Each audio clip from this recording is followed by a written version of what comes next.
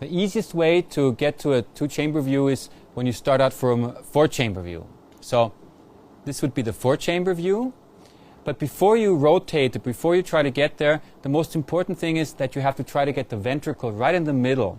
Because when we rotate, we will be rotating around that middle. And if you do not put the left ventricle in the middle, you will be rotating around different structures and not the left ventricle.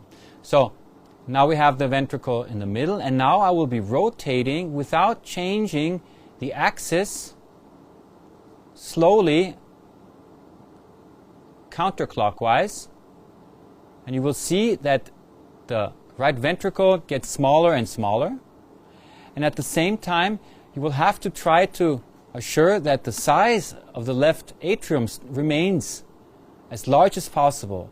If you lose the size, you will also tilt out of your axis and you will not get a decent 2-chamber view. So this is basically just to give you an aid that you're still on track.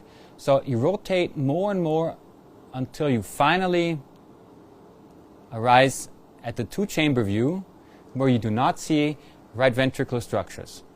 In the 2-chamber view, what you will be seeing here is the anterior wall,